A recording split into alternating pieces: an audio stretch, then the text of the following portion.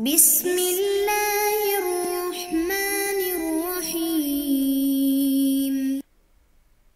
اعوذ باللہ من الشیطان الرجیم بسم اللہ الرحمن الرحیم وبہ نستعین السلام علیکم ایھا الطلاب الکرام۔ طلاب عزیز، ہماری گفتگو استصحاب کی حجیت کے بارے میں روایات کے سلسلے میں تھی، تو ان روایات میں سے تیسری روایت کی طرف صاحب کتاب اس طرح اشارہ فرماتے ہیں کہ الثالث من اخبار الاستصحاب، استصحاب پر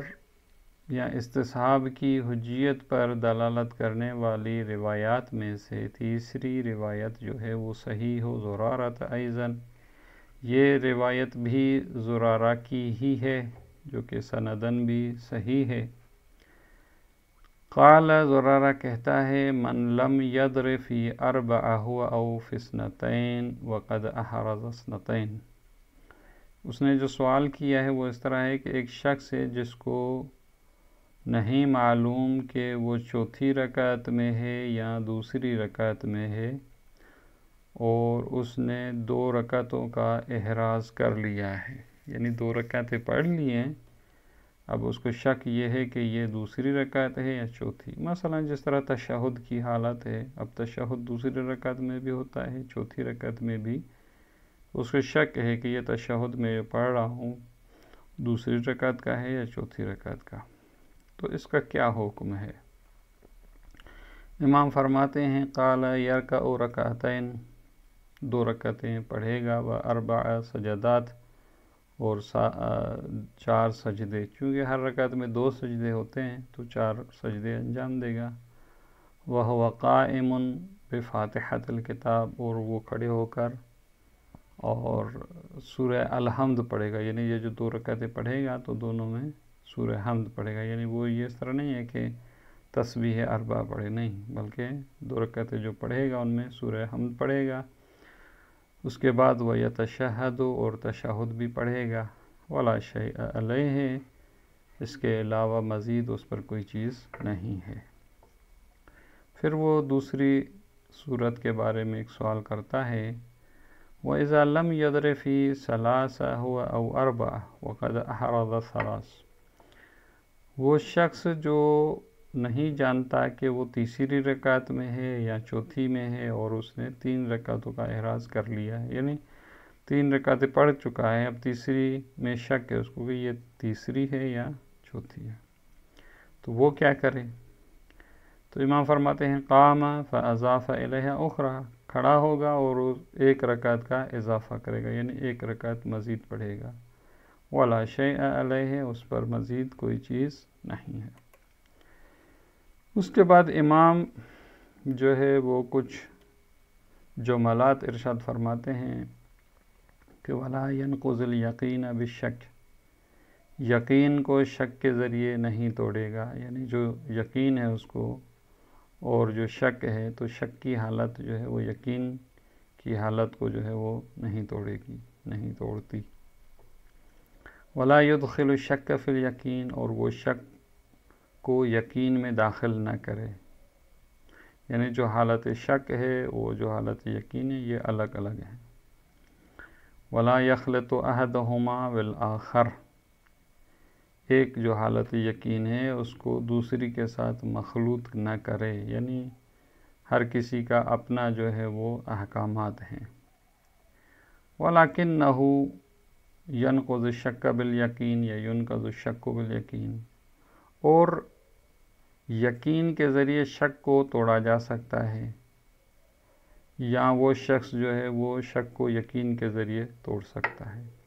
لیکن جب ایک حالت یقین ہو تو وہ شک کے ذریعے نہیں ٹوٹے گی۔ وَيُتِمُّ عَلَى الْيَقِينِ، اور نماز کو وہ یقین پر ہی تمام کرے، فَيَبْنَى عَلَيْهِ، اور اسی پر ہی بنا رکھے کہ جو حالت یقینیہ ہے اس پر۔ وَلَا يَعْتَدُّ بِالشَّكِّ فِي حَالٍ مِّنَ الْحَالَاتِ، اور آخر میں کلی بھی حکم ہے کہ کسی بھی حال میں اگر شک ہو تو اس کی طرف توجہ نہ دے یا توجہ نہ دی جائے گی۔ اب یہ یہاں تک روایت ختم ہوتی ہے۔ صاحب کتاب فرماتے ہیں کہ اب اس روایت سے ہم استدلال جو ہے وہ استصحاب پر کس طرح کریں گے۔ یہ جو جملہ ہے وَلَا يُنْقَضُ الْيَقِينُ بِالشَّكِّ یا وَلَا يَنْقُضُ الْيَقِينَ بِالشَّكِّ، یہ جو جملہ ہے یہ کہتے ہیں کہ استصحاب کے طرف اشارہ ہے کہ ووجہ الدلالہ، اس روایت کی دلالت استصحاب پر وہ اس طرح سے ہے کہ انہ لا یبعد ظہورها فی ان قولہ علیہ السلام، اس روایت کا ظہور جو ہے وہ بعید نہیں ہے کہ یہ جو امام کا قول ہے ولا ينقض الیقین بالشک، تو یہاں دو چیزیں ہیں، ایک یقین اور ایک شک، جس طرح استصحاب میں بھی ایک حالت یقینیہ ہوتی ہے اور ایک حالت شک ہوتی ہے۔ تو اب اس کو یقین کس چیز کا ہے، یعنی ای الیقین بانہ لم یکن قد اتی بالرابعہ، اس کو یہ تو یقین تھا، یعنی چونکہ اس نے 3 رکعتیں احراز کی تھی تو اس کو یقین ہے کہ چوتھی رکعت اس نے انجام نہیں دی، یعنی یہ استصحاب عدمی ہے، یعنی عدم جاری کر رہے ہیں کہ اس کو یقین ہے کہ میں نے چوتھی رکعت نہیں پڑھی اور شک ہے کہ پڑھی ہے یا نہیں۔ وَالشَّكُّ بِأَنَّهُ عَطَى بِهَا بَعْدَ ذَلِكَ، اس کو شک یہ ہے کہ یہ اس نے جو ہے وہ انجام نہ دینے کے بعد جو انجام دی ہے چوتھی رکعت یا نہیں دی ہے۔ تو یہ جو شک لاحق جس کو کہتے ہیں، تو اب اس کے بارے میں کہتے ہیں فَيَكُونُ الْمَعْنَى أَنَّهُ يَجِبُ عَلَيْهِ الْإِتْيَانُ بِرَكْعَةٍ أُخْرَى، اب اس نے یقین تھا کہ میں نے انجام نہیں دی ہے تو بس یہ اس پر واجب ہے کہ ایک رکعت کو انجام دے عملاً بالاستصحاب، استصحاب پر عمل کرتے ہوئے کہ حالت یقینیہ یہ تھی کہ اس نے وہ چوتھی رکعت نہیں پڑھی، شک ہے کہ پڑھی ہے یا نہیں، تو اصل جو ہے وہ عدم کو جاری کریں گے کہ نہیں پڑھی، اب پڑھنا چاہیے۔ یہ استصحاب یہاں تک ثابت ہونے کے بعد ایک دوسرے نقطے کی طرف صاحب کتاب اشارہ فرماتے ہیں کہ یہ جو رکعت پڑھے گا یہ الگ سے پڑھے گا، یعنی مثلا 3 رکعتوں پر سلام دے گا پھر یہ الگ پڑھے گا، یا اسی چوتھی رکعت کے جو ہے اسی تیسری کے ساتھ ملا کے پڑھے گا۔ تو اس کے بارے میں فرماتے ہیں غایت الامر ان کون ہذہ الرکعت، یہ جو رکعت ہے یا اتی بہا، اس کو انجام دے گا منفصلتاً الگ بفاتحۃ الکتاب، یعنی اس میں سورہ حمد پڑھے، تو اس کے لیے یعلم، یہ اس کو الگ پڑھنا جانا جاتا ہے اما من قرینۃ صدر روایہ۔ ایک دلیل ہم یہ کہہ سکتے ہیں کہ بھئی روایت کی جو ابتدا تھی جس میں اس نے پہلا جو سوال کیا تھا کہ اس نے 2 رکعتیں پڑھی ہیں، جو امام نے کہا تھا کہ 2 رکعتیں الگ سے پڑھے، تو یہ کہتے ہیں کہ صدر روایت میں یہ قرینہ ہے کہ وہ انہ یاتی برکعتین بفاتحۃ الکتاب، کہ وہاں امام نے جو ہے وہ یہی کہا تھا کہ وہ سورہ حمد کے ساتھ 2 رکعتیں پڑھے گا، لیکن جو دوسرا سوال تھا امام نے فقط یہ کہا تھا کہ 1 رکعت کا اضافہ کرے، تو یہ جو 1 رکعت کا اضافہ کرے گا، چونکہ پہلے سوال کے جواب میں سورہ حمد کا تذکرہ تھا تو اسی کو ہم قرینہ قرار دیں گے اور کہیں گے یہ چوتھی رکعت بھی سورہ فاتحہ کے ذریعے پڑھی، ایک یہ قرینہ ہو سکتا ہے۔ او ان کیفیت الاتیان بہذہ الرکعت تکون مجملۃ، یا ہم یہ کہیں کہ اس جو رکعت کو چوتھی رکعت کو کس طرح انجام دے گا، اس کے سلسلے میں اس روایت سے ہم استفادہ نہیں کر سکتے اور یہ مجمل ہے، وتفصیلها یعلم من ادلۃ اخرى، اور اس چوتھی رکعت کے پڑھنے کی طریقے اور کیفیت کو دوسری کسی دلیل کے ذریعے جانا جائے، اس خود روایت سے استفادہ نہیں۔ تو یہ 2 باتیں ہیں، ایک یہ کہ ہم قرینہ صدر روایت کو مانیں اور کہیں کہ یہ جو چوتھی رکعت کہ جس کے بارے میں کہا تھا کہ 1 رکعت انجام دے وہ سورہ حمد کے ساتھ الگ سے پڑھے، قرینہ وہ پہلا سوال ہے روایت میں، یا یہ کہ ہم کہیں گے اس روایت سے اس کا استفادہ نہیں ہوتا۔ اب یہ روایت استصحاب پر کہتے ہیں کہ دلالت کرتی ہے، اور گرچہ زیادہ واضح نہیں ہے، لیکن پھر بھی مانتے ہیں ان کو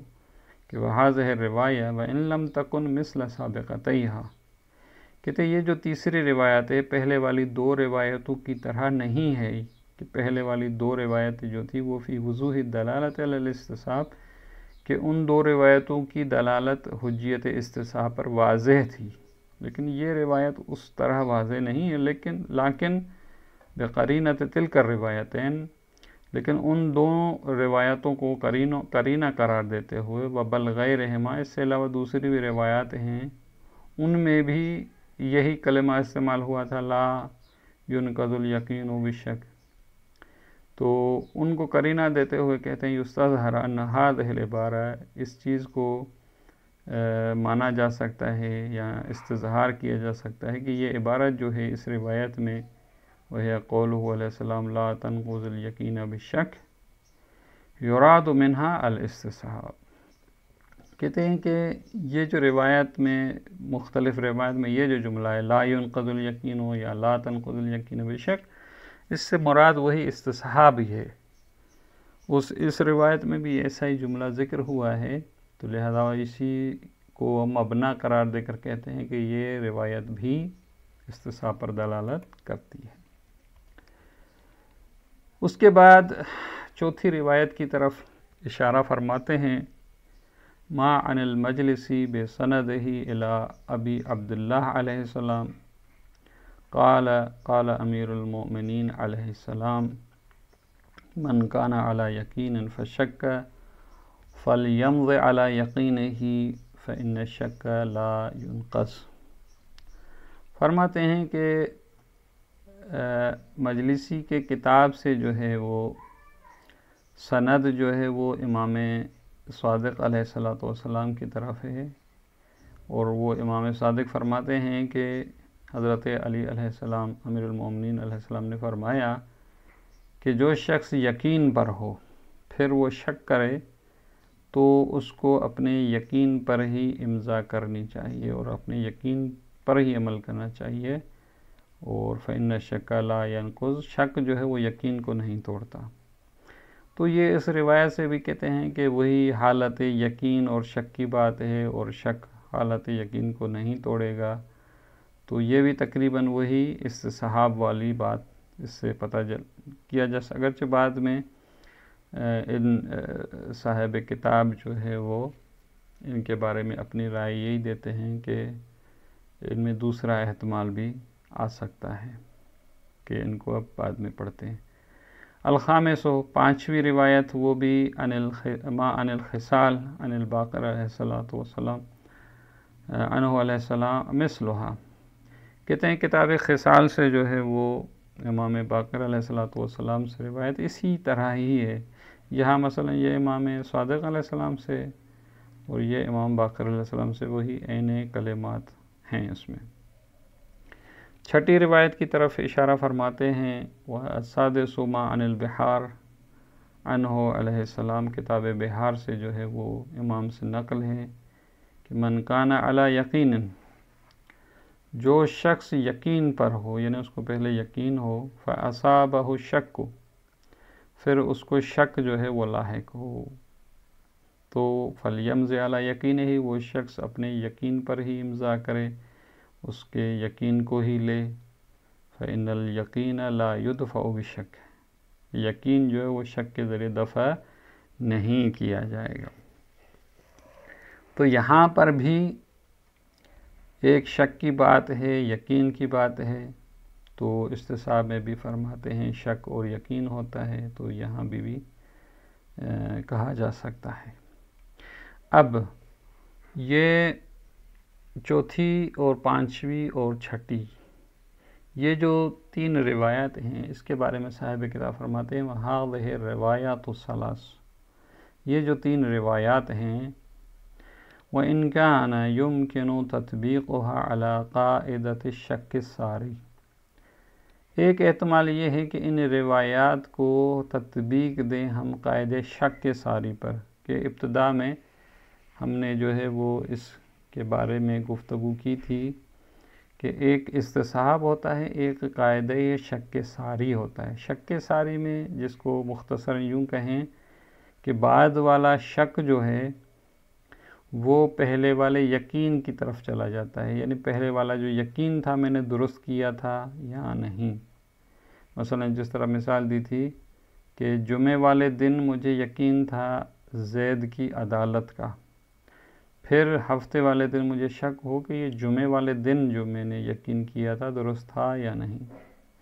استصحاب میں اس سے فرق ہے، استصحاب میں وہ جو یقین ہوتا ہے وہ اپنی جگہ پر برقرار ہوتا ہے کہ مجھے یقین ہے کہ وہ عادل تھا،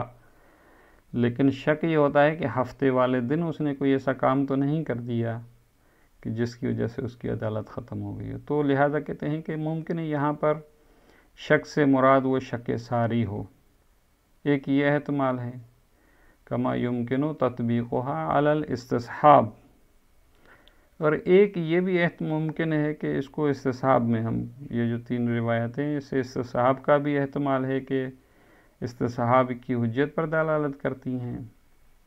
اور یہ احتمال بھی ہے کہ قاعدہ شک ساری کی حجیت پر دلالت کرتی ہیں۔ لیکن بعد میں پھر صاحب کتاب کہتے ہیں وَلَكِنْ لِأَجْلِ أَنَّ قَاعِدَةَ الشَّكِّ السَّارِ فِي بَعْضِ صُوَرِهَا نُقِلَ الْإِجْمَاعُ عَلَى عَدَمِ الْقَوْلِ بِهَا، لیکن فرماتے ہیں کہ شک ساری جو ہے وہ کچھ صورتوں میں اجماع اس بات پر ہے کہ وہ معتبر نہیں ہے، یعنی قاعدہ شک ساری ہر جگہ پر معتبر نہیں ہے۔ تو لہذا اس بات کو، اس نقطے کو مد نظر رکھتے ہوئے کہ قاعدہ شک ساری